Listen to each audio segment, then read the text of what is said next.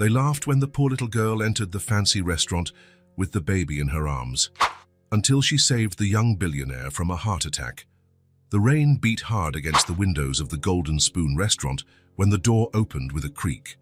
The cold wind swept in, along with a small drenched figure. Sylvie was 5 years old, but she looked smaller. Her blonde hair stuck to her wet face, and her bare feet left damp marks on the gleaming floor. In her thin arms, she carried a baby wrapped in a blanket that had seen better days. The warmth of the restaurant hit her like an embrace. The smell of French fries and grilled steak made her stomach rumble loudly.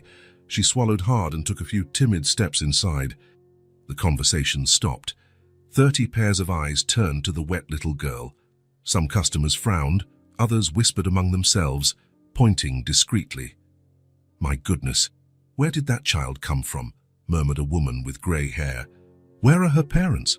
asked a man in a suit, shaking his head. Sylvie pretended not to hear. She held her brother tighter to her chest and looked for an empty corner where she could hide. Maybe no one would bother her if she stayed very still, but the manager was already walking toward her. He was a short, pudgy man with a stained white apron and a far from friendly expression. "Hey, you," he called out, his voice cutting through the silence. "You can't stay here. Please, leave." Sylvie looked down. Her cheeks turned red with shame. When she spoke, her voice was weak. "We just wanted a warm place and a little bit of food." The manager crossed his arms. "Leave now, girl. This isn't a shelter." Some people laughed softly. A woman pointed with her finger, commenting something to her husband and shaking her head in disapproval. "And what a shame," she murmured. "Where are the people responsible for them?" At a table in the back, a man in his early 40s watched everything with irritation. Russell Morrison was having a terrible day at work, and the last thing he wanted was drama in a restaurant. He just wanted to eat his lasagna in peace and go home. He huffed and went back to stirring his food, trying to ignore the scene. The manager took a step toward Sylvie. "Get out now!" It was at that moment that something strange happened. Russell felt a sharp pain in his chest. At first, it was just discomfort, as if he had eaten too quickly. But the pain grew, spreading down his left arm and up to his neck. He clutched his chest and tried to breathe. The air wouldn't come. All the color drained from his face. Beads of cold sweat trickled down his forehead. Russell leaned forward, desperate for air. A waiter noticed and approached him. "Sir, are you all right?" Russell tried to answer, but the words wouldn't come out. He shook his head, his eyes wide with fear. The pain was unbearable now, as if someone were squeezing his heart with a giant hand. His legs gave out. Russell collapsed from his chair and fell to the floor with a dull thud. The restaurant erupted in panic. Chairs scraped, people screamed, plates fell to the floor. "Someone call an ambulance! He's having a heart attack! Get out of the way, let him breathe!" But amidst all the chaos, the manager kept yelling at Sylvie, "Get out now!" The girl wasn't looking at him. Her eyes were fixed on the man trembling on the floor. Something stirred inside her, a memory of her mother, of the things she used to say. "Please, can someone hold my brother?" she asked in a trembling voice. For a few seconds, no one reacted. Everyone was too busy yelling or watching the commotion. Then an elderly lady stood up silently and took the baby from Sylvie's arms. "Go on, child," she whispered. "Do what you have to do." Sylvie ran to Russell and knelt beside him. The man was turning blue, his eyes rolling back. She pressed her ear to his broad chest and heard a heart struggling to beat. Her mother's voice echoed in her mind. "When someone isn't breathing, you try, even if no one helps you." Her mother had been a nurse before she got sick. She had taught Sylvie some basic things, playing doctor at home. 1, 2, 3. She began to count, performing compressions on Russell's chest. The room fell silent. Even the people who had been screaming stopped to watch the impossible scene, a 5-year-old girl trying to save a stranger's life. Sylvie's small hands worked with determination. She knew she had to press hard, right in the middle of his chest.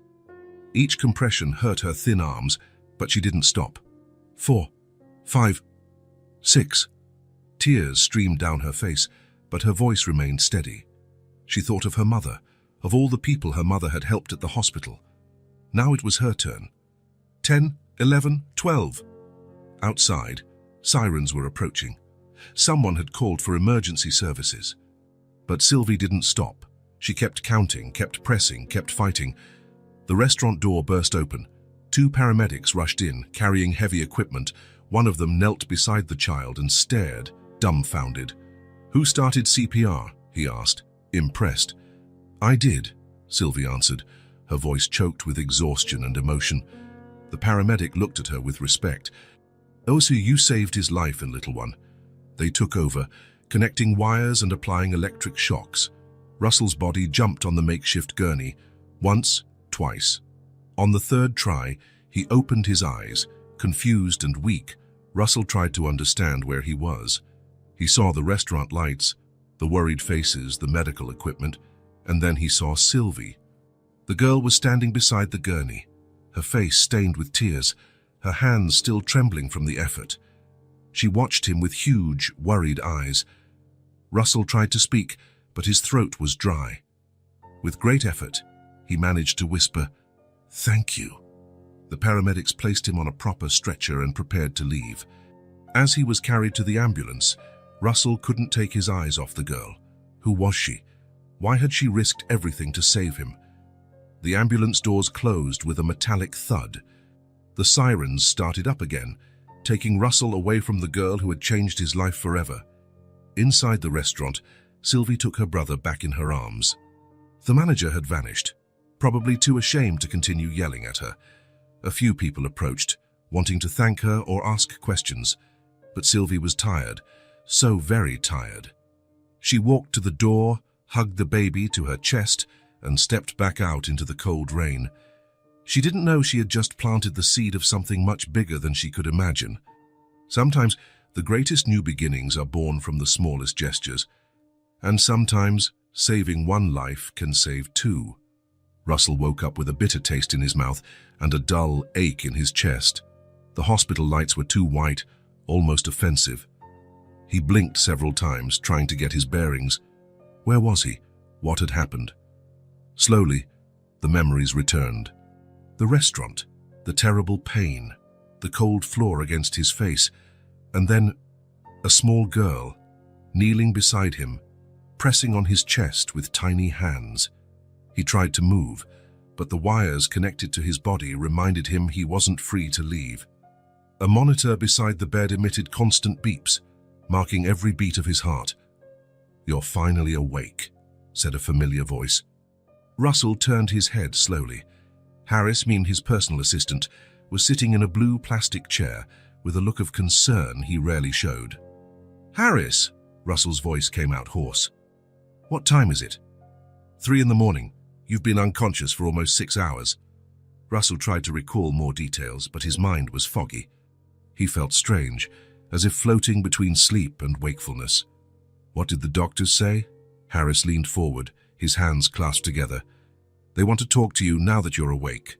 I'll go get Dr. Peterson." A few minutes later, a grey-haired man entered the room. He wore a pristine white lab coat and carried a clipboard full of papers. "Mr. Morrison's," the doctor said, pulling up a chair. "How are you feeling?" "Like a truck ran over me," Russell replied, trying to smile.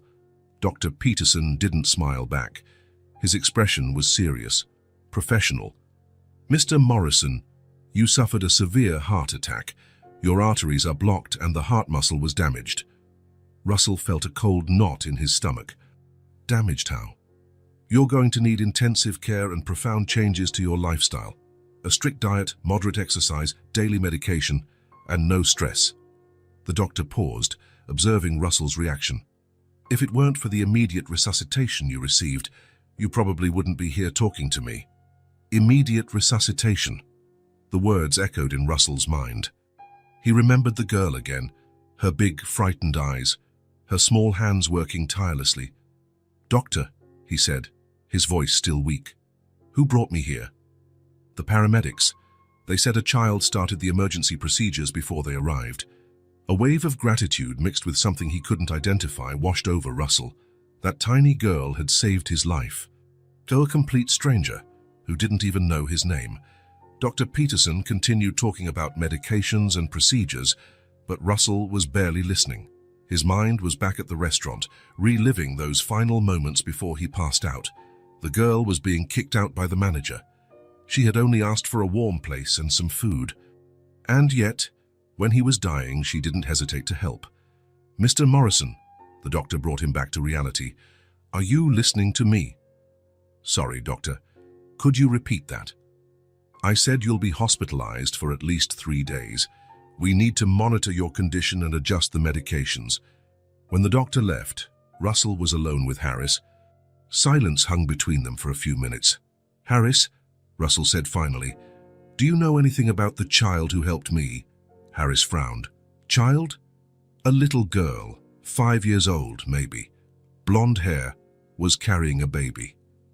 "Ah, yes, the paramedics mentioned her." Russell shifted in the bed, ignoring the pain in his chest. "So, did you find out who she is?" Harris shook his head. "I tried talking to the restaurant staff, but no one could give me any information. They said she appeared out of nowhere and disappeared the same way."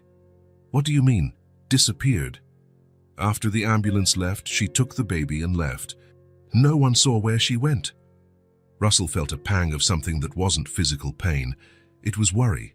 Such a small girl, alone on the street with a baby, on a cold and rainy night. "Who is that child?" he asked, more to himself than to Harris. "She's gone.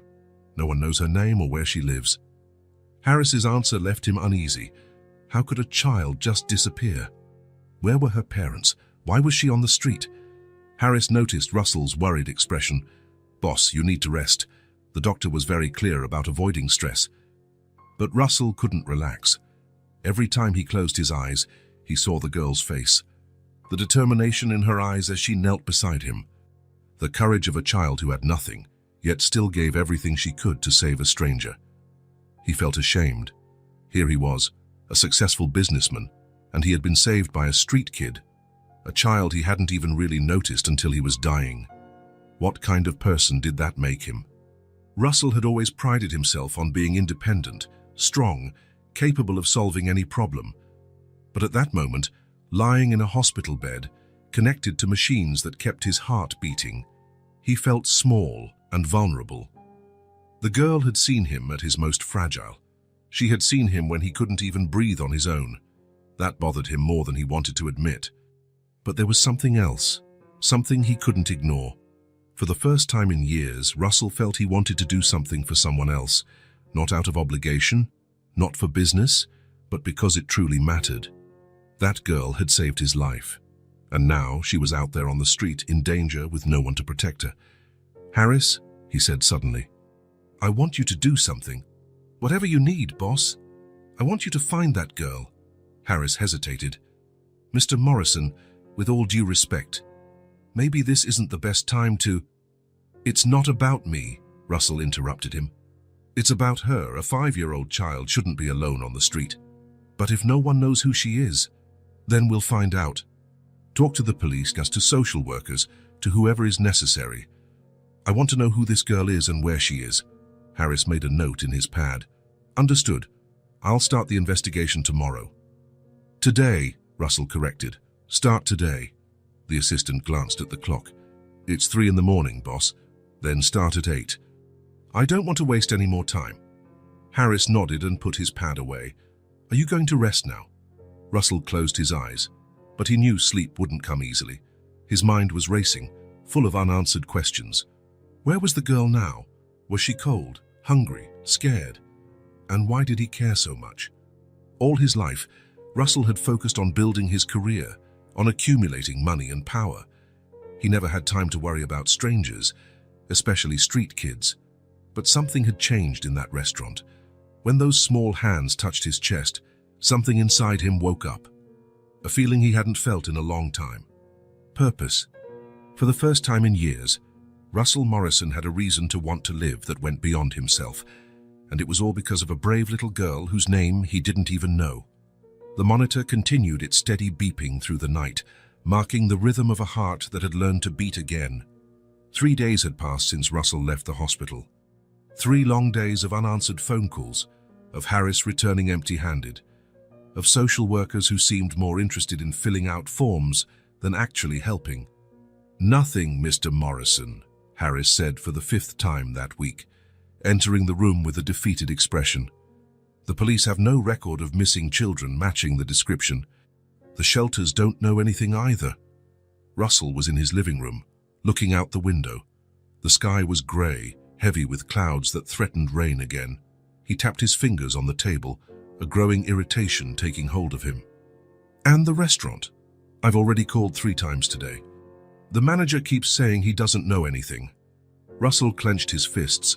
With each passing day, the sense of urgency grew. A 5-year-old child on the streets, in the cold, with a baby to care for. The image wouldn't leave his head. "He's either lying or incompetent," Russell muttered, turning from the window. Harris hesitated, clearly uncomfortable. "Boss, maybe it's time to accept that." "No." Russell turned sharply, his eyes flashing. "She's out there alone with a baby. It rained last night. I'm not giving up." He grabbed his coat hanging on the chair with a decisive movement. "Where are you going?"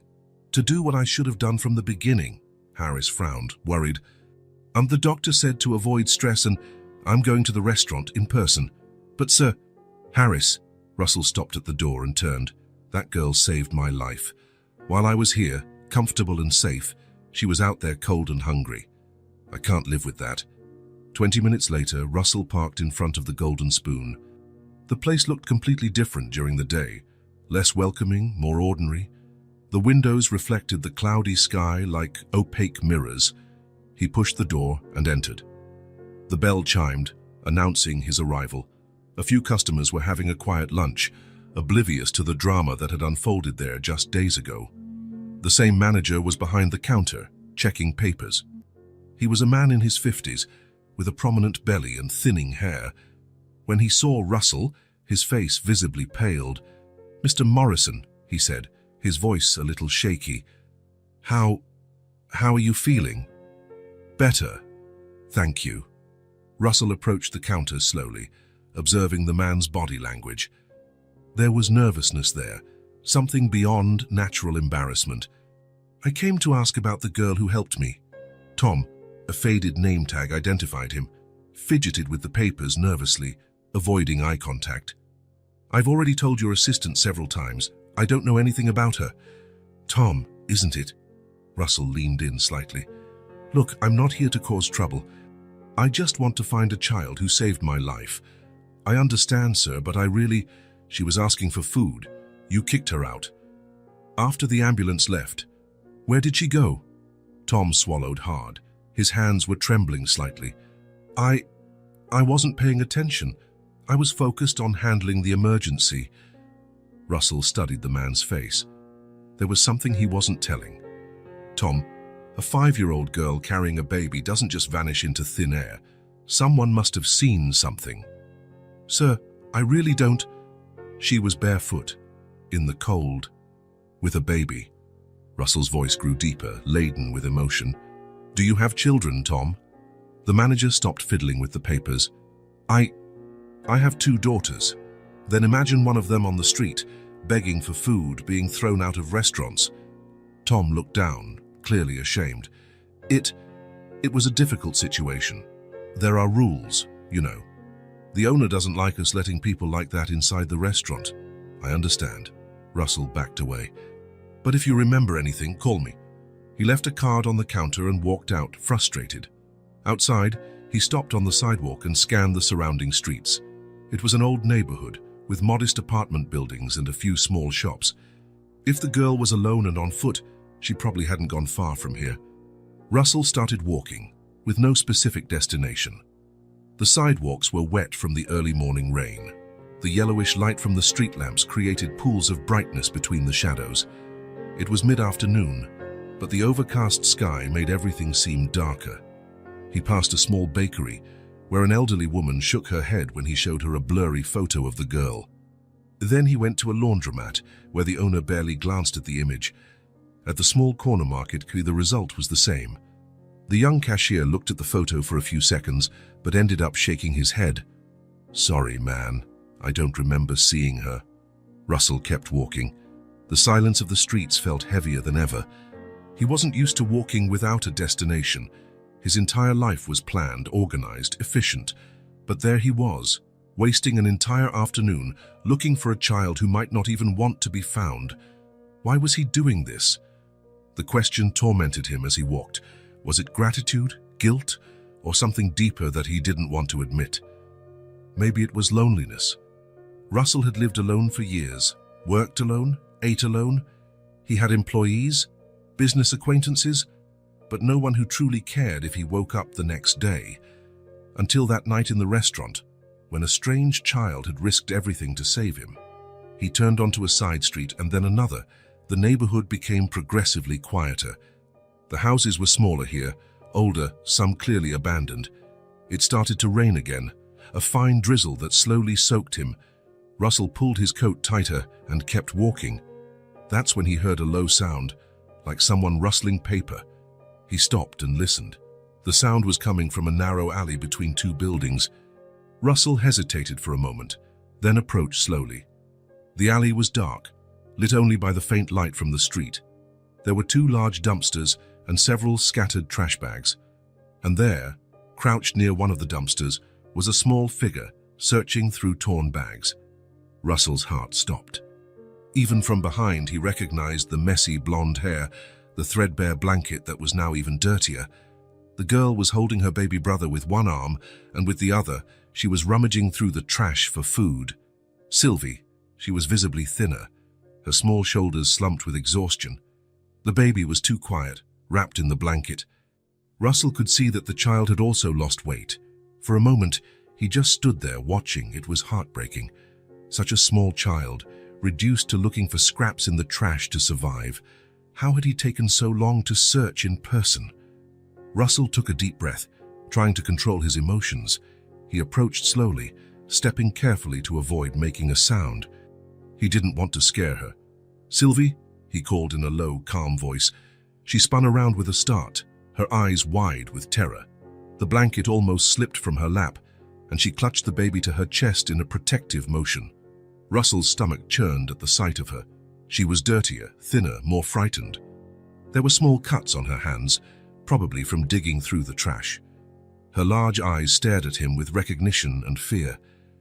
"It's me," he said, lowering his tone and slowly crouching down. "The man you helped." Sylvie lowered her face, and Russell saw tears begin to fall, mixing with the drizzle. We didn't do anything wrong," she whispered, her voice trembling. Russell's heart shattered. She thought he was there to scold her. No, he said quickly, kneeling on the wet ground. "You didn't do anything wrong. Quite the opposite." His expensive pants got soaked, but he didn't care. "Please," he said, his voice choked with emotion. "I really want to thank you. You saved my life. I don't need anything." Her voice was almost a whisper. "You and your brother are hungry," Russell said, looking at the baby who seemed too weak to even cry. "Come with me. Let's get something to eat. You can trust me." Sylvie hesitated, looking at him with an expression that mixed desire and distrust. "Are you not going to call the police?" she asked, her voice low. "I'm not going to call anyone. I promise." For a few seconds, that felt like an eternity. They looked at each other. Russell could see the conflict in the girl's eyes, hunger fighting against fear. The baby began to cry softly, a weak sound that betrayed his hunger. Then Sylvie gave a small nod. Russell slowly extended his hand. When Sylvie's small, cold hand touched his, it felt as if something broke inside him, that old loneliness that had seemed a part of who he was. "Come on," he said gently. "Let's get out of the rain." They walked slowly to the main street. Sylvie was limping slightly, and Russell noticed that one of her feet was injured. He wanted to pick her up, but he was afraid of scaring her. "Does it hurt?" he asked, pointing to her foot. "A little," she admitted. "We'll take a look at that after we eat, okay?" When they arrived at the restaurant, Tom saw them enter together and swallowed hard. His expression was one of pure embarrassment. "A table for two," Russell said calmly, ignoring the manager's stare. A waitress led them to a table in the back, the same one where Russell had been during his heart attack. He helped Sylvie sit down, noticing how she observed everything, holding the baby as if it were the most precious thing in the world. "What would you like to eat?" Russell asked. She shrugged, not knowing what to say. How about some nice hot soup and maybe a sandwich and milk for both of you? Sylvie nodded timidly, and Russell saw her eyes well up with tears. He called the waitress and ordered chicken soup, a grilled cheese sandwich, 2 glasses of milk, and a simple dish for himself, though he wasn't hungry. While they waited, he watched Sylvie. The baby had stopped crying but was visibly weak. How long had it been since they had eaten a real meal? "What are your names?" he asked gently. "Sylvie," she replied, her voice still low. "And he's Tommy. Beautiful names.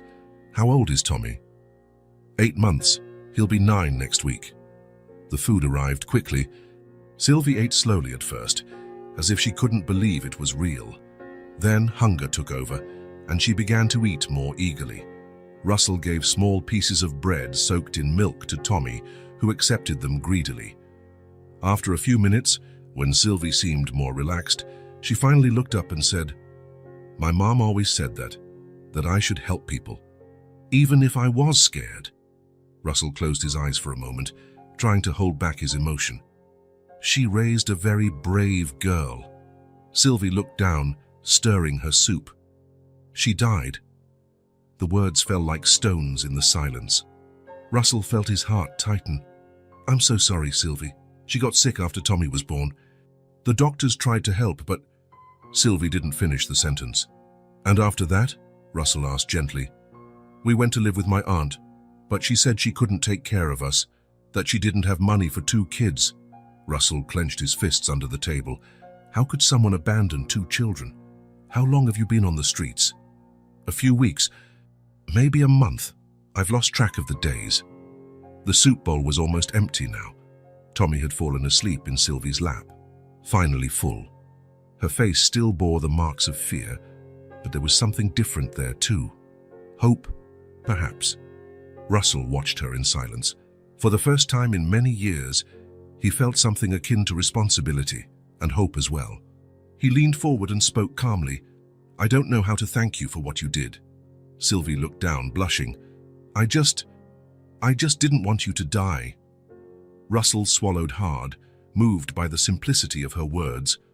"You saved me, and I can't let my hero, or her brother, go back to the streets." Sylvie slowly looked up, surprised. We have nowhere to go."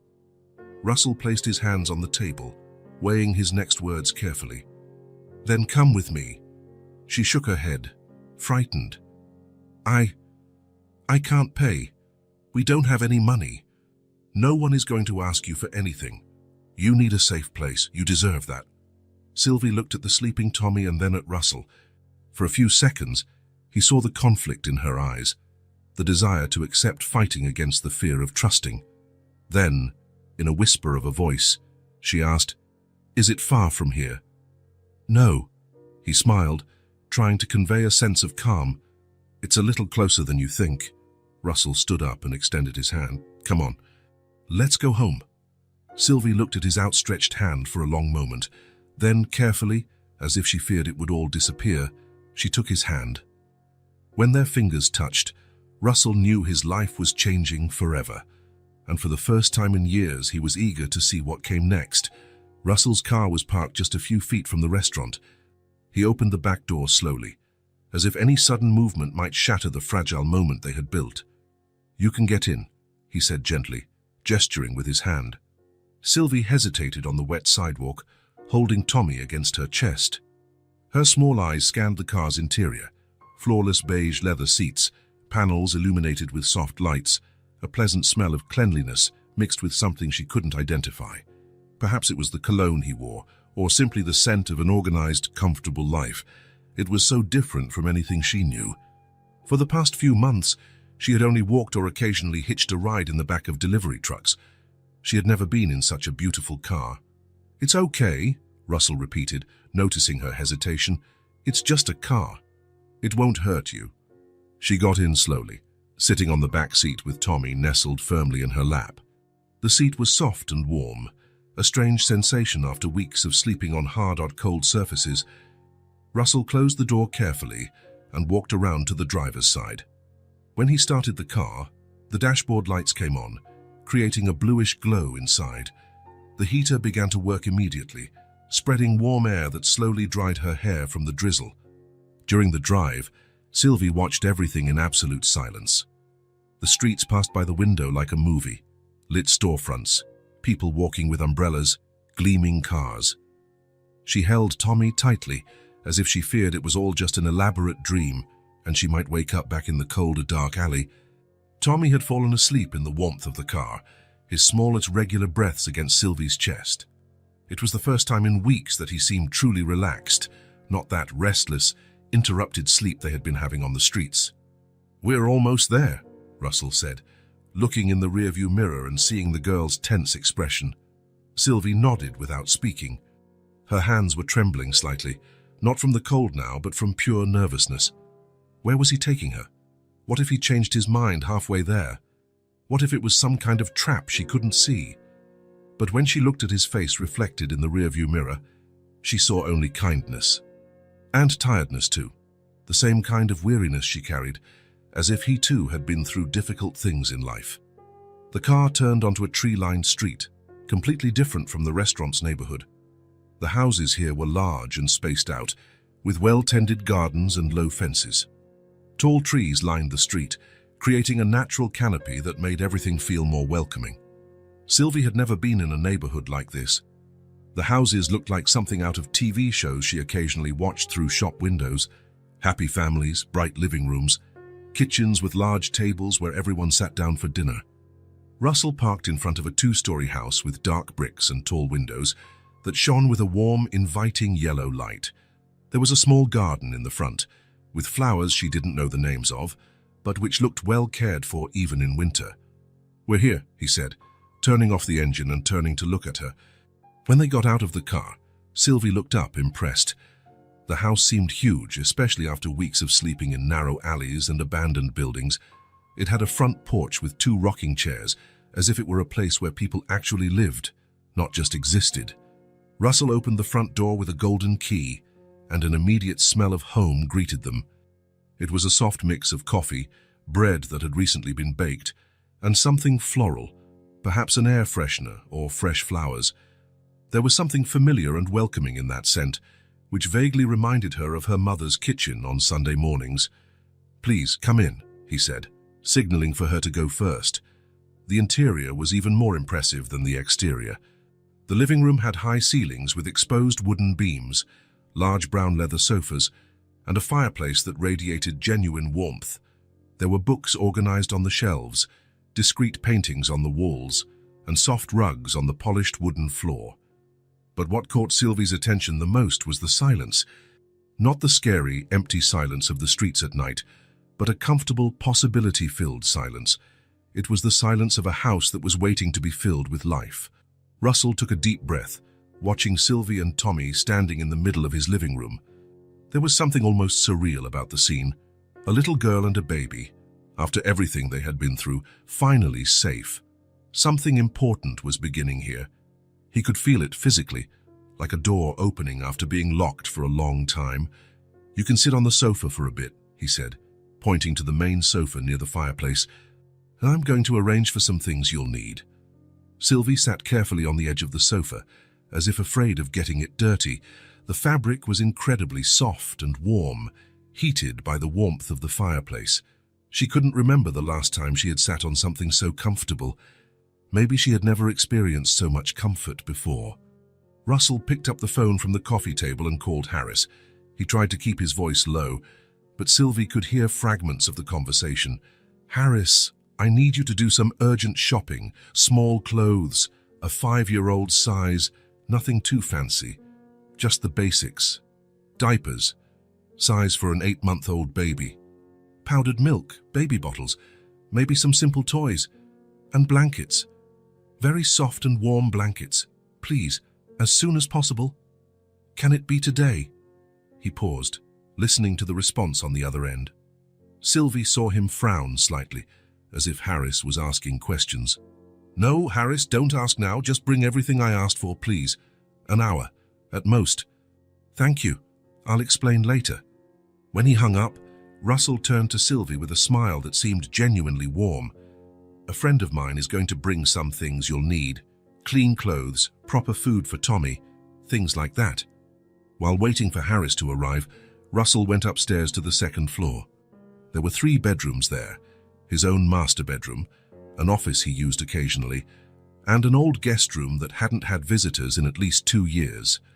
He opened the guest room door and turned on the light. The room was clean. He paid a cleaning lady who came weekly, but devoid of life. A twin bed with white sheets, a dark wood dresser, an upholstered chair near the window. The window overlooked the backyard, where some trees cast interesting shadows. Russell went downstairs and grabbed several cushions from the living room sofa and a closet in the hallway. He returned to the room and arranged them carefully in a corner, creating a kind of makeshift crib for Tommy. It wasn't perfect, but it would be safe and infinitely more comfortable than any place they had slept recently. Then he went to his own room and took some clean blankets from a large closet. He chose the softest ones he had. Some he had received as gifts, but never used. He also brought a flannel nightgown that had shrunk in the wash months ago, but would fit Sylvie perfectly. He left everything arranged on the upholstered chair and went downstairs again, feeling a strange satisfaction in taking care of someone after so long of living only for himself. In the kitchen, he warmed fresh milk on the stove, stirring slowly with a wooden spoon to prevent a skin from forming on the surface. He added a pinch of sugar and a drop of vanilla. Children liked sweet and tasty things, didn't they? He didn't really know, but it seemed like the right thing to do. When he returned to the living room carrying a mug of warm milk, Sylvie was still sitting in the same position, observing everything around her with big, attentive eyes. Tommy was sleeping soundly in her lap, more relaxed than he had been in weeks. "I brought you some warm milk," he said, offering the mug carefully. "I thought you might be cold."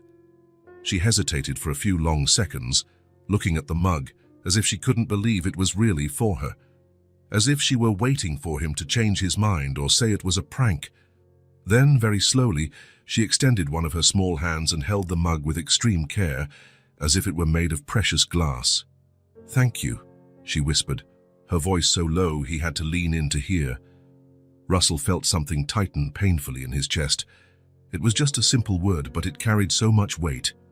Pure gratitude, genuine surprise, and something like timid hope. "When my friend arrives with the clothes and other things, you can take a hot bath and change," he explained. "The room upstairs is yours and Tommy's, for as long as you want to stay." Sylvie looked at him over the mug of milk, steam rising and warming her small face. "Are really ours?" she asked, as if she couldn't fully process the idea. "Yes, for as long as you want to stay. There's no rush to decide anything." She drank the milk slowly, savoring each sip as if it were the most delicious thing she had ever tasted. It had been so long since she had had warm, sweet milk. It had been so long since someone had prepared something especially for her, thinking about what she might like. Tommy began to stir in her lap, making little baby noises of someone waking up. Russell moved a little closer, maintaining a respectful distance. "Can I hold him for a minute? So you can finish your milk calmly and relax a bit?" Sylvie hesitated visibly. Tommy was all she had in the world, her only family, her only real responsibility. But there was something in Russell's voice, a genuine and respectful kindness that made her nod slowly. Russell took the baby with extreme care, as if he were made of delicate porcelain. Tommy looked at him with curious, alert eyes, without crying or showing fear. "Hi, Tommy," Russell said softly, adjusting the baby in his arms. "You're a very brave little boy, aren't you? Being taken care of by your big sister like this." Seeing such a large and seemingly strong man holding her little brother with such gentleness and affection made Sylvie visibly relax. The muscles in her shoulders, which had been tense for weeks, finally loosened a bit. Maybe, just maybe, she could really trust him.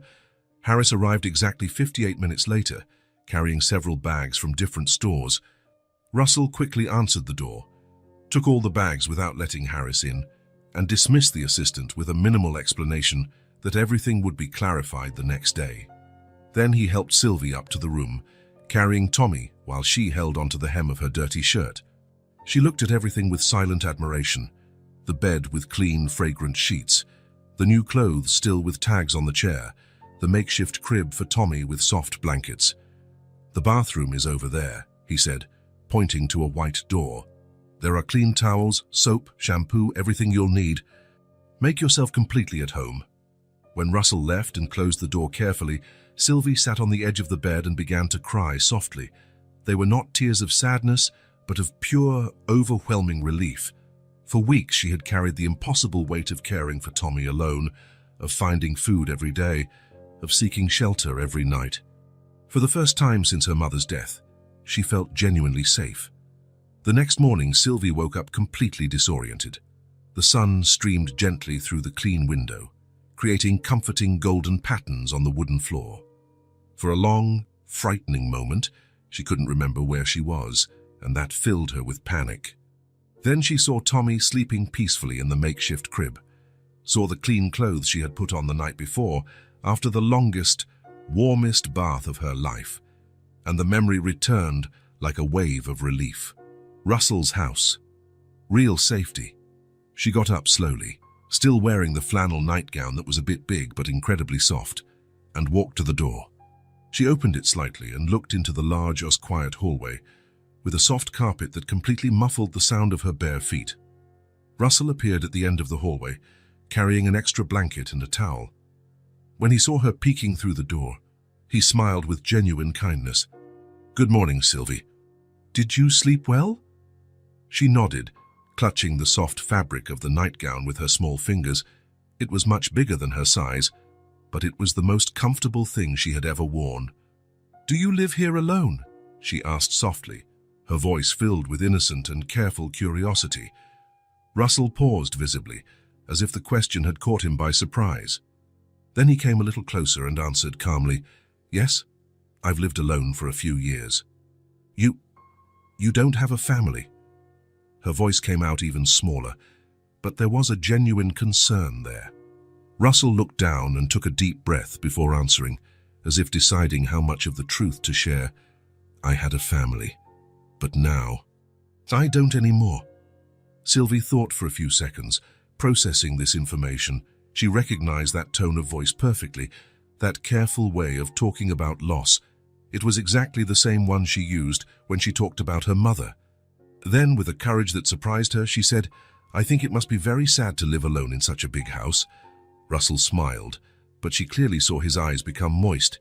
It is very sad, Sylvie." For a moment that seemed to stretch on forever, the two looked at each other in complete silence.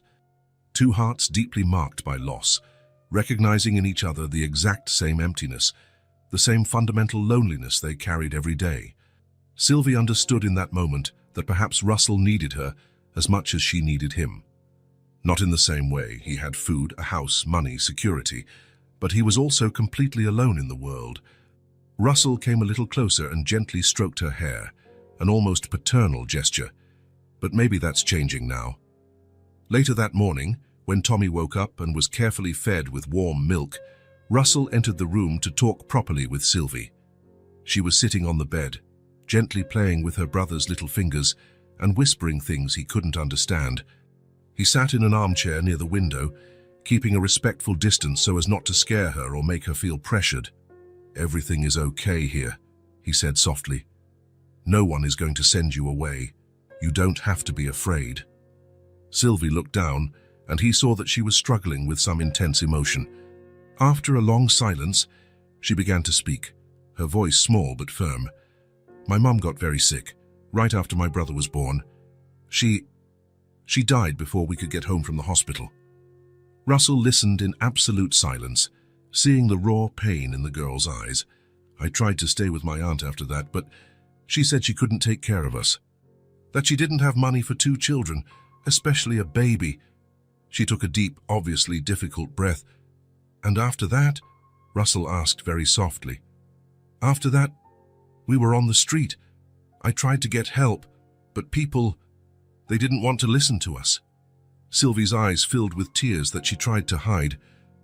"I'm so scared. Scared that I can't take care of him properly. Scared of being alone forever.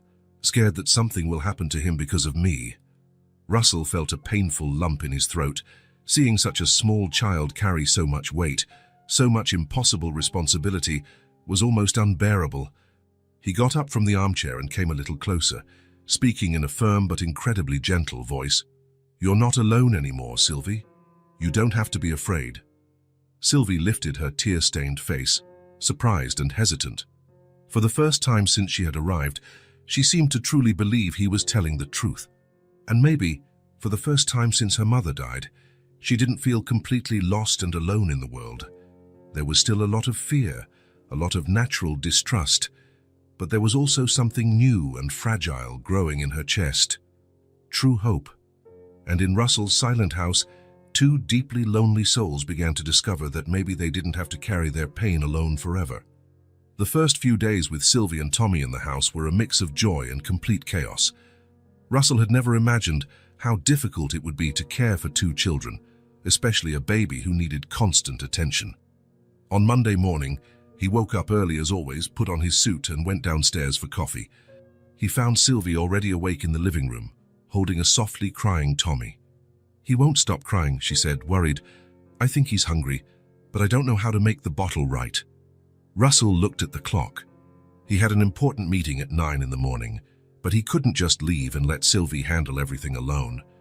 "Come on, I'll teach you," he said, taking off his jacket and rolling up his sleeves. They went to the kitchen, where Russell showed her how to heat the milk to the right temperature, how to mix in the powdered milk, how to test if it wasn't too hot. Sylvie paid attention to every detail, as if memorizing an important lesson. When Tommy finally stopped crying and started to drink, Russell looked at the clock again. 15 minutes late. "I have to go to work," he said, grabbing his jacket. "Will you be okay?"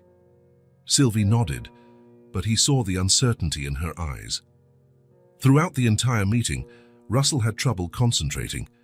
He thought about Sylvie alone with Tommy, imagining 1,000 things that could go wrong. What if the baby got sick? What if Sylvie got hurt? What if she decided it was too much responsibility and ran away? He arrived home in the middle of the afternoon and found them both asleep on the sofa. Sylvie had dark circles under her eyes, a sign that it had been a difficult morning. On Tuesday, the situation repeated itself. Tommy woke up with a low fever, and Sylvie panicked. Russell cancelled 2 meetings to take them to the pediatrician, who said it was just a common cold. "Babies get sick sometimes," the doctor explained. "It's normal. He just needs care and affection." But for Sylvie, who had been carrying the weight of caring for her brother for months, any symptom was a cause for terror. On Wednesday, Russell tried to work from home. He set up his laptop on the living room table and started answering emails while Sylvie played with Tommy on the rug. It worked well for an hour. Then Tommy started crying. Sylvie spilled a glass of juice on the table, and the phone rang 3 times in a row with urgent calls. "Harris, I need more time," he told his assistant. "I can't leave the house today." "Mr. Morrison, you have the presentation for the investors on Friday. You need to review the numbers and—" I know. I'll figure something out." But by Thursday, the situation became unsustainable. Tommy had been up all night crying with colic, Sylvie couldn't sleep, and Russell stayed up trying to help as well. In the morning, all 3 were exhausted. Sylvie was dozing on the sofa with Tommy in her lap, and Russell was looking at the pile of documents he needed to review before the presentation. That's when he realized he couldn't handle everything on his own. As much as he wanted to be present for Sylvie and Tommy, he had responsibilities at work. People depended on him, important projects awaited his attention. And at the same time, the children needed constant, dedicated care. Especially Sylvie, who was still adjusting to her new life and carried deep trauma from everything she had been through. On Thursday afternoon, after a particularly difficult morning, in which Tommy had thrown up 3 times and Sylvie was almost in tears from exhaustion, Russell made a decision. He called Sylvie to sit with him in the living room. Tommy had finally fallen asleep in the makeshift crib, and the house was quiet. "Sylvie, I need to talk to you about something important," he said, choosing his words carefully. She sat on the edge of the sofa, immediately tense. Russell noticed that whenever he said they needed to talk, she became afraid it was something bad. "I need help taking care of you 2 while I work," he said directly. Sylvie immediately looked down, and he saw her shoulders shrink. It was exactly the reaction he had feared. "This doesn't mean you're leaving," he added quickly. That means I'm going to hire someone to be here during the day, to help you with Tommy and to make sure you're safe. But will you come back? She asked in a whisper of a voice, without looking up. The question hit Russell like a punch. She was still afraid he would abandon her, even after everything. Always, he said firmly. I will always come home. I will always come back to you. I just want to make sure you're safe and well cared for when I'm not here. Sylvie finally looked at him. You promise? I promise. This is your home now, and I'm not going anywhere. She thought for a few seconds, then nodded slowly. Okay, if you think it's for the best. The next day, Russell called an agency specializing in caregivers. He explained the situation. 2 children who had been through trauma needed someone gentle and experienced. I have the perfect person, said the woman from the agency. Mrs. Winslow. She has 40 years of experience with children, is very caring, and has worked on similar cases before. Mrs. Winslow arrived on Friday morning. She was a woman in her 60s, with grey hair tied in a soft bun and a smile that immediately conveyed trust. Russell greeted her at the door and led her to the living room, where Sylvie was sitting with Tommy in her lap. Sylvie, this is Mrs. Winslow, he said. She's going to help take care of you two. Mrs. Winslow approached slowly, respecting Sylvie's space. Hi, Sylvie, she said in a sweet but firm voice. I'm going to help you take care of your brother. What a beautiful boy he is. Sylvie looked at the woman cautiously, but showed no fear. His name is Tommy, she said softly. Tommy is a very nice name, and you are a very brave sister for taking such good care of him. Russell watched the interaction with relief. Mrs. Winslow had exactly the right touch, gentle but not intrusive, caring but respectful. How about I make a snack for you two, Mrs. Winslow suggested, and then you can show me how Tommy likes to be rocked. During the morning, Russell stayed home, observing how Mrs. Winslow interacted with the children. She helped Sylvie give Tommy a bath, taught her a new lullaby, and even managed to make Sylvie laugh when she told a funny story about a cat that thought it was a dog. When it was time for Russell to go to the office, he knelt down to Sylvie's level. I'm going to work now, but I'll be back in the late afternoon. Mrs. Winslow will be here with you. Okay, Sylvie said, but he saw she was still a little nervous. If you need anything, you can call me. Mrs. Winslow has my number. For the first time in a week, Russell was able to work without constantly worrying. He knew Sylvie and Tommy were in good hands. He arrived home at 5 in the afternoon and heard voices in the kitchen. When he entered, he found Mrs. Winslow teaching Sylvie how to make simple cookies, while Tommy watched from the stroller Harris had bought. How was your day? He asked. Very good, replied Mrs. Winslow. Sylvie is a wonderful helper. She knows exactly how Tommy likes things. Sylvie smiled, proud of the compliment. After Mrs. Winslow left, promising to return on Monday, Russell sat on the sofa to relax. It had been the first productive day he'd had in a week. That's when he heard small footsteps approaching. Sylvie appeared in the room, holding a folded piece of paper in her hands. Russell, she called. Hi. What do you have there?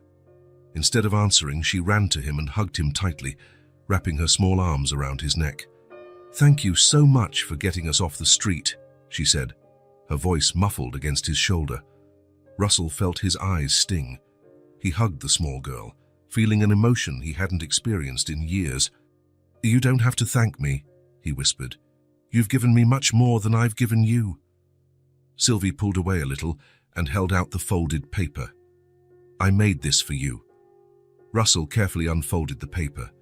It was a drawing made with colored pencils. 3 people holding hands under a big yellow sun, a small girl, a tall man, and a baby in the girl's arms. It's us, Sylvie explained, pointing to each figure. Me, you, and Tommy. We're a family now, right? Russell looked at the drawing and felt something break inside him. It wasn't sadness. It was the opposite. It was as if something that had been hardened for years was finally opening up. It's the most beautiful thing I've ever seen, he said, his voice choked with emotion. I'll keep it forever. Really? Really? I'm going to frame it and put it in my office for everyone to see. Sylvie smiled, the widest and most genuine smile he had seen since he met her. That night, After putting the children to bed, Russell sat in the living room looking at the drawing. For the first time in years, his house didn't feel empty. It was full of life, laughter, purpose. Mrs. Winslow had been an excellent idea. She would take care of Sylvie and Tommy during the day, ensuring they were safe and happy. And he could work knowing he had a family waiting for him at home. A family. The word still sounded strange, but every day it felt more right. Russell looked at the drawing again. 3 people holding hands. Maybe that's how families were made. Not just by blood, but by choice, by love, by mutual care. And maybe, just maybe, he had found the family he had always been looking for in the most unlikely of places. The next day, as promised, he took the drawing to be framed. The shop clerk smiled when she saw the childish art. "What a lovely drawing. Your daughter is very talented." "She is," Russell agreed, smiling. She's very special." And for the first time, saying "my daughter" didn't feel strange. It felt right. It felt true. It was almost 2 in the morning when Russell woke to the sound of crying coming from Sylvie's room. It wasn't Tommy's normal cry. It was something different, sharper, more desperate. He jumped out of bed and ran down the hall, his heart already racing. When he opened the door to the room, he found a scene that filled him with panic. Sylvie was sitting up in bed, hugging Tommy, trembling violently. Her face was red and hot. Beads of sweat ran down her forehead, and she was breathing in short, ragged gasps. "Sylvie, what's happening?" he asked, rushing to the bed. "It hurts," she whispered between sobs. "So my chest is tight. I can't breathe right." Russell touched her forehead. It was burning with fever. He looked at Tommy, who was awake but calm, just watching his sister with big, worried eyes. "It's okay, little one," Russell said, trying to keep his voice calm despite the panic he felt. "We're going to take you to the hospital right now." "I don't want to go," she cried. "My mum went to the hospital and she didn't come back." Russell's heart shattered. Of course she would be afraid of hospitals. All the worst memories of her life were tied to that place. "This time is different," he said, kneeling beside the bed. "I'll be with you the whole time. I won't leave your side for a second." Sylvie looked at him with eyes full of tears and fear. "Promise." "I promise. And Tommy is coming with us too. We're not going to be separated." Russell grabbed the warmest blanket he could find and wrapped it carefully around Sylvie. She was so small and fragile in his arms, shivering with fever and fear. "So I get Tommy?" she asked, her voice weak. "Of course. We'll all go together." He carried Sylvie in his left arm and Tommy in his right, going down the stairs as fast as he could without risking a fall. The car was in the garage, and he managed to settle both children in the back seat before speeding off. During the drive to the hospital, Russell constantly glanced in the rearview mirror. Sylvie was leaning against the seat, still hugging Tommy, struggling to breathe. "It's going to be okay," he repeated. "I promise it's going to be okay." But inside, he was terrified. What if it was something serious? What if he lost Sylvie too? The thought was unbearable. In just a few weeks, this brave little girl had become the most important thing in his life. She and Tommy had filled a void he didn't even know existed. They arrived at the emergency room, and Russell ran inside, carrying both children. "I need help," he yelled. "A 5-year-old girl with a high fever and respiratory distress." A nurse appeared immediately with a small gurney. "Put her here, we'll take care of her." "I'm coming with you," Russell said firmly. "Sir, are you—" "I'm her guardian. I'm not leaving her side." The nurse looked at Sylvie, who was clinging to Russell's shirt with all her might. "All right, you can come." They took Sylvie to an emergency room, where a young doctor began to examine her immediately. Russell stood by the gurney, holding her small hand while Tommy slept in his arms. "It looks like pneumonia," the doctor said, after listening to her lungs. "We'll do an X-ray to confirm, but she'll need to be hospitalized for a few days." "Pneumonia?" Russell felt his blood run cold. "Is it serious?" "With the right treatment, no. But in young children, especially those who have experienced stress or malnutrition, it can be more complicated. We'll monitor her closely." Sylvie squeezed Russell's hand. "You're not going to leave, right?" "Never," he said.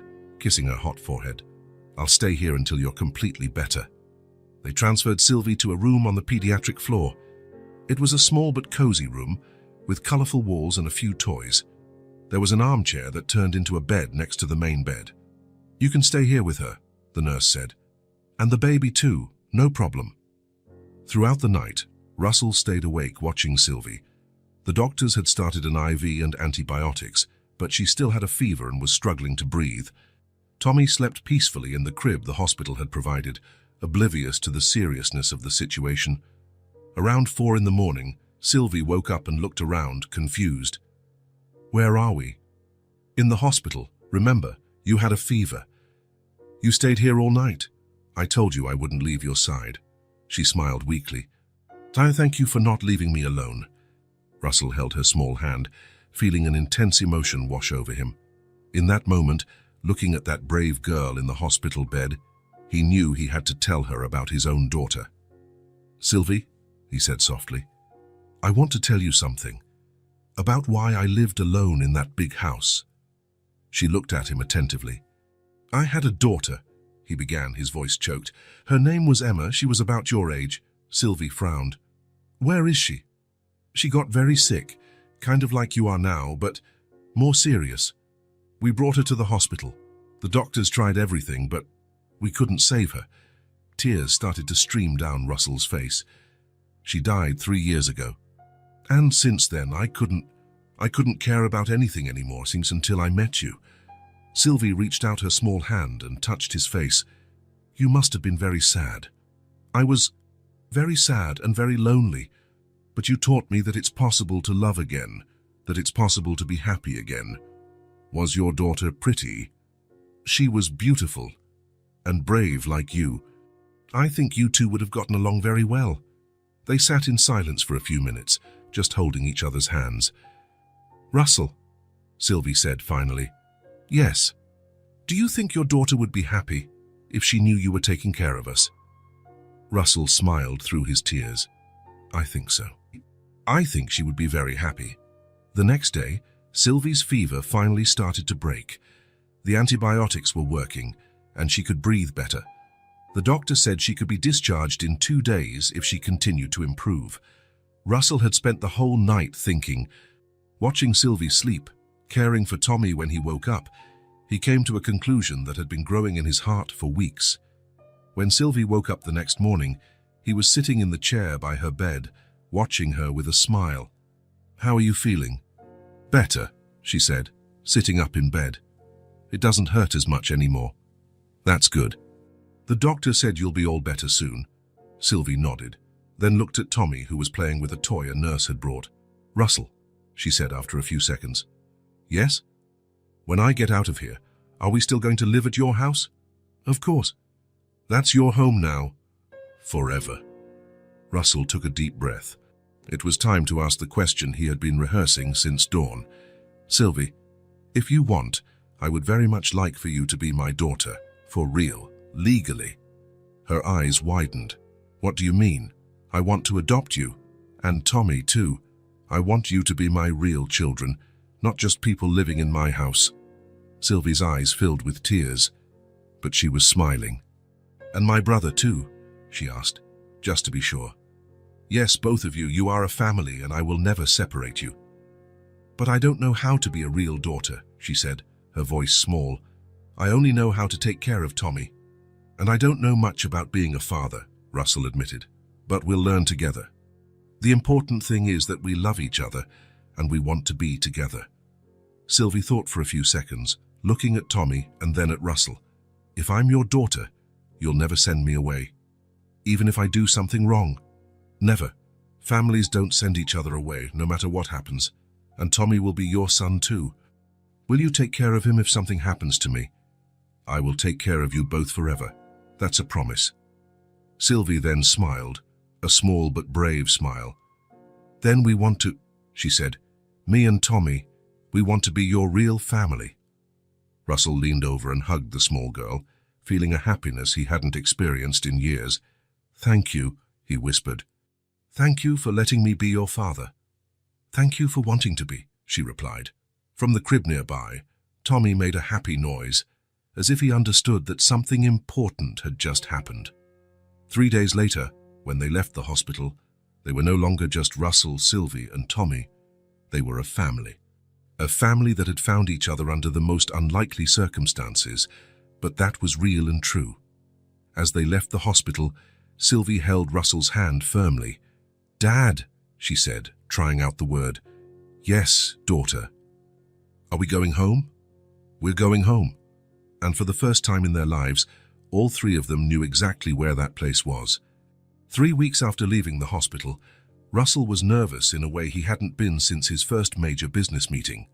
But this time, it wasn't about money or contracts. It was about something infinitely more valuable. He looked at himself in the mirror one last time, adjusted the blue tie Sylvie had picked out for him, and went downstairs to find the children. The girl was in the living room, wearing a new light blue dress that Mrs. Winslow had helped her choose especially for the occasion. Tommy was in her lap, wearing a baby outfit that made him look like a little gentleman. "You both look beautiful," Russell said, smiling genuinely. "This is a special day, right?" Sylvie asked, still a little confused about all the legal proceedings that had been happening in recent weeks. Over the past few months, they had gone through a seemingly endless series of interviews, evaluations, and visits from social workers.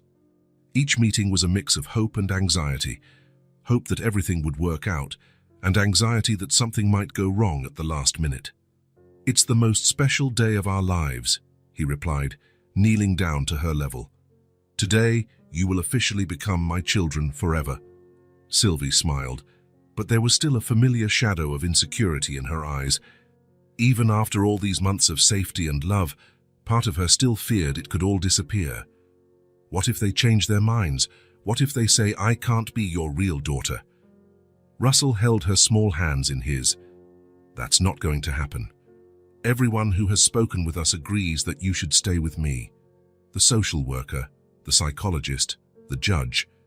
They all saw that we are a real family." And it was true.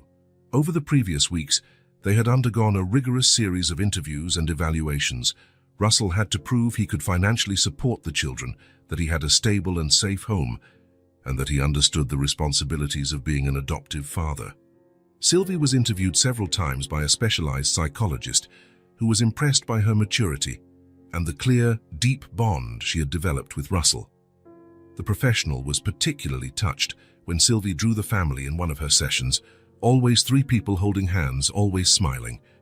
The whole process was faster than usual, mainly because the children's situation was one of complete abandonment, with no other relatives interested in caring for them or contesting the adoption. Mrs. Winslow said that, after we get back, she's going to make a special cake to celebrate, Sylvie said, trying to hide her anxiety with talk of good things. "A cake?" Russell asked, feigning surprise. "What kind of cake?" "Chocolate with strawberries. She said it's the best cake for celebrating a new family." Tommy babbled something that sounded like approval, making them both laugh. "Shall we go?" Russell asked, holding out his hand. The courthouse was in the city center, an old solemn building with marble staircases and high corridors that echoed every sound. When they arrived, Sylvie looked up, impressed by the size of the place. "It's very big," she commented. "Important places usually are," Russell said, picking up Tommy so Sylvie could climb the stairs more easily.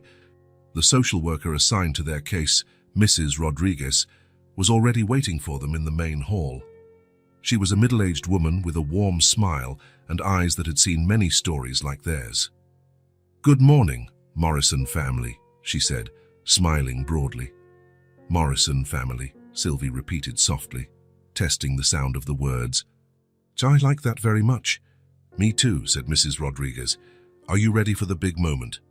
They were taken to a small but elegant room on the second floor where a court official was waiting for them behind a polished dark wood desk. There were carefully organized documents, official pens, and stamps with government seals. The walls were decorated with certificates and photos from other adoption ceremonies, happy faces of families who had gone through the same process. "Mr. Russell Morrison?" asked the official, a grey-haired man with a formal but gentle voice. "Yes, sir, and these are Sylvie and Thomas, who will legally be known as Sylvie Morrison and Thomas Morrison." Russell looked at Sylvie, who nodded shyly, then at Tommy in his arms. "Yes, sir, they are my children." The words came out naturally, as if he had been saying them his whole life. And in a way, he felt he had for the past few months. They had been his family in everything but paper. The official carefully explained all the procedures, read some important legal clauses, and asked Russell to sign a series of documents. Sylvie watched everything attentively, still holding Tommy in her lap when Russell needed both hands. "This document establishes that you, Sir Russell Morrison, assume all parental responsibilities for Sylvie and Thomas," the official explained. "This includes medical care, education, emotional well-being, and all important decisions in their lives." "I understand," Russell said, signing carefully. "And this document confirms that they will be entitled to inheritance, life insurance, and all the legal benefits of biological children." Perfect. Sylvie didn't fully understand all the legal terms, but she understood the essence. They were becoming a real family in the eyes of the law. "And now," said the official, picking up two new elegant certificates, "the most important part." He stamped the documents with a golden official seal and handed them to Mrs. Rodriguez, who ceremoniously passed them to Russell. "Mr. Morrison, Mrs. Rodriguez, it is with great pleasure that I declare this adoption officially complete. From this moment on, Sylvie and Thomas are legally your children, with all the rights and privileges that this entails." Russell looked at the certificates in his hands. There were the names in elegant script: Sylvie Morrison, Thomas Morrison. It was official, it was real, it was permanent. "Congratulations," said Mrs. Rodriguez, her eyes visibly moist. "In all my 20 years of work, I've rarely seen a family form so naturally and lovingly." Sylvie looked at Russell, then at the official papers. "Does this mean I'm really your daughter now? Forever?" "It means you were always my daughter in my heart," he said, kneeling and hugging her with Tommy between them. "Now it's just on paper too. No one can ever change that." For the first time since her mother died, Sylvie felt a complete and definitive sense of security. Not just a temporary place to sleep or hide, but a real, permanent home, with a real family where she completely and forever belonged. She hugged Russell with all her might. "I love you, Dad. I love you too, daughter. And I love you too, Tommy." As if he perfectly understood the importance of the moment, Tommy babbled something that sounded distinctly like "Dada," making everyone laugh through tears of happiness. The court official smiled, clearly used to witnessing emotional moments like this one. "Would you like an official photo?" he offered. "To mark this special day." "Yes, please," Russell said immediately. They positioned themselves behind the desk, Russell with Tommy in his arms and Sylvie by his side holding the adoption certificates. The photo showed them smiling genuinely, a real and legal family. When they left the courthouse an hour later, there was a lightness in the air that none of them had felt before. The weight of uncertainty had completely vanished. "Are we a family forever now?" Sylvie asked for the third time, still needing confirmation. "Forever and ever," Russell confirmed. "Nothing and no one can change that." 3 months had passed since that significant day at the courthouse. Life had found a comfortable and genuinely happy rhythm. Sylvie was attending a nearby private school, where she quickly distinguished herself as an intelligent, dedicated and surprisingly popular student. The teachers were impressed with her maturity and her ability to help younger classmates. Tommy was growing up healthy and cheerful, a chubby, smiling baby who was already showing signs of wanting to walk. He always reacted with enthusiasm when he saw Russell come home from work, stretching out his little arms and shouting "Dada" more and more clearly, "Mrs." Winslow continued to help during the day, but now she functioned more like a loving and available grandmother than a hired nanny. She had become deeply attached to the children, and Russell knew they were extraordinarily lucky to have her. The house, which for years had been silent and empty, was now constantly full of life. The sounds of playing, lively dinner conversations, children's music playing on the weekend. It was exactly what a family home should be. On a Friday night in December, as the first snow of winter began to fall outside, Russell had a special idea. "How about we go out for dinner tonight?" he suggested during the afternoon snack. "Where are we going?" Sylvie asked, immediately excited. She loved the occasional dinners out, which always felt like little celebrations. "I have a very special place in mind." "Is it a surprise?" she asked, clapping her hands. "It's a surprise, but it's a place that has a lot of meaning for our family." Sylvie frowned, trying to guess, but Russell kept the mystery. An hour later, when the car stopped in front of the Golden Spoon, Sylvie was completely quiet for a few long seconds, just staring out the window. "It's here," she said softly, her voice full of recognition. "It's where it all began." "This is exactly it," Russell confirmed. "I thought it would be important to come back, to show how things have changed, to celebrate our journey." Sylvie looked at the restaurant through the window. The last time she had been there, she was a desperate, hungry child, carrying baby Tommy, being thrown out into the cold rain. "Are you sure this is a good idea?" she asked, a shadow of anxiety crossing her face. "I'm absolutely sure," Russell said. "This time, we enter as a family. As customers, as people who deserve respect." When they entered the restaurant, Sylvie holding Russell's hand tightly and him carrying Tommy in his other arm, the dining room gradually fell silent. Some of the older customers recognized them. It was impossible to forget the extraordinary story of the girl who saved a man's life in the middle of the restaurant. But this time, the atmosphere was completely different. No one laughed or pointed. There was genuine respect in their gazes, and even clear admiration. Some people whispered among themselves, but they were positive comments, full of respectful curiosity. Tom, the manager, saw them enter and immediately dropped what he was doing to come towards them. He was visibly nervous, his hands trembling slightly, but determined. "Mr. Morrison," he said, his voice hesitant but sincere. "Sir, our entire team wanted to apologize." Russell stopped, genuinely surprised. Apologize for what? For what happened that terrible night? For the way we treated? He looked directly at Sylvie. "For the cruel way I treated you. It was inexcusable, and we know it." Sylvie hid slightly behind Russell, vague but uncomfortable memories of that awful night returning to her mind. "It was nothing personal against you," Russell said diplomatically. "You didn't know the whole situation." "But we should have been kinder, more human," Tom insisted. "A child is a child, no matter the circumstances. And especially such a brave child." Tom carefully knelt down to Sylvie's level, who looked at him with a mix of curiosity and caution. "You are a very special girl," he said with sincerity. "What you did that night. You saved a precious life. You are a true hero, and we all know that now." He stood up and quickly went to the counter, returning with a small bowl of ice cream specially decorated with colored whipped cream, a red cherry on top, and small star-shaped cookies. "A special treat on the house," he said, offering it ceremoniously to Sylvie. "File for our most special and courageous customer." Sylvie looked at Russell, who nodded encouragingly with a proud smile. She took the bowl delicately and smiled. "Thank you very much. It's very beautiful." "No, thank you," Tom said emphatically. "And you taught us an important lesson about kindness, second chances, and about never judging people by their appearance."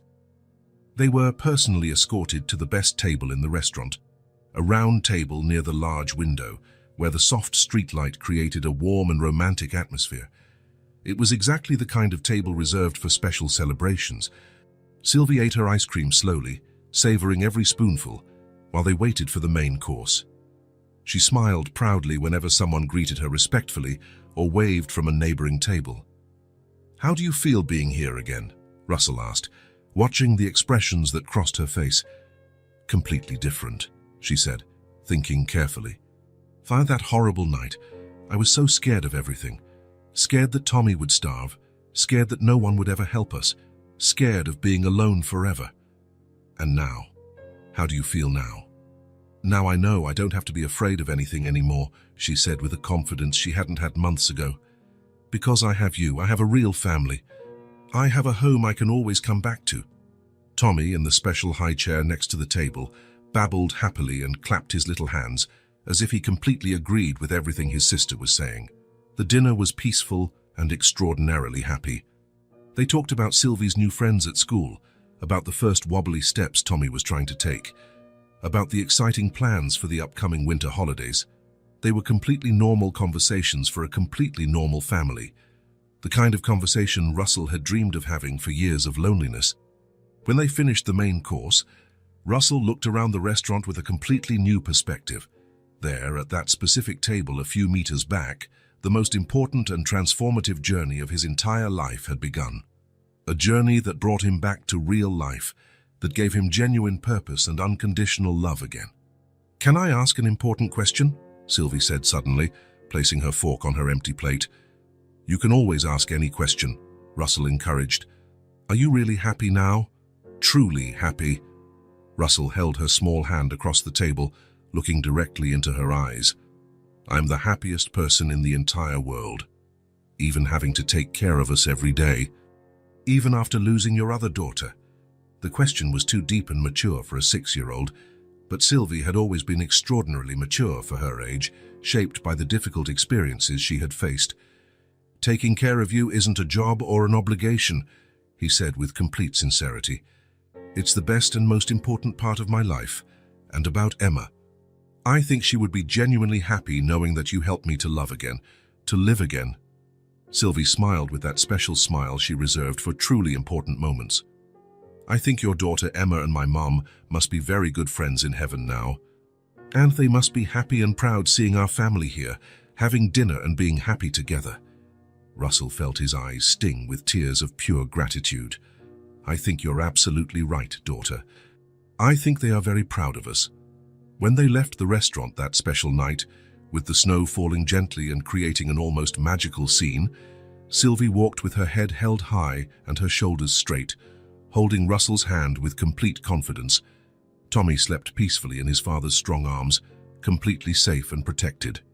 They finally looked exactly like what they had always wanted to be, a complete, whole, and genuinely happy family. In fact, that's precisely what they were. A family that found each other in the most unlikely and dramatic circumstances, but that was absolutely real and true. A family built not by blood or tradition, but by unconditional love, by conscious choice, by the courage to believe that people can be saved and transformed. And sometimes, when you save someone with all your heart, you end up saving yourself too.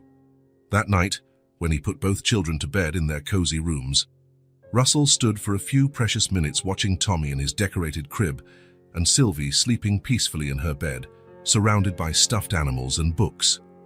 Less than a year ago, he was a completely lonely man with no real purpose, just existing day after day without expectations or joys. Today, he was a dedicated father. He was family. He was home. He was future.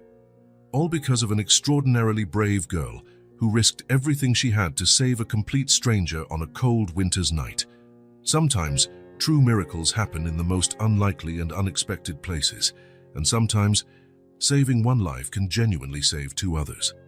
Or in this case, 3 completely transformed lives. Russell smiled, turned off the lights, and went to his own room, knowing he would wake up tomorrow to another day of family happiness. For the first time in years, he could hardly wait for what the future would bring. If this story touched your heart, subscribe to the channel and turn on notifications so you don't miss the next ones. Leave a like because it helps this story get recommended to more people. See you in the next story.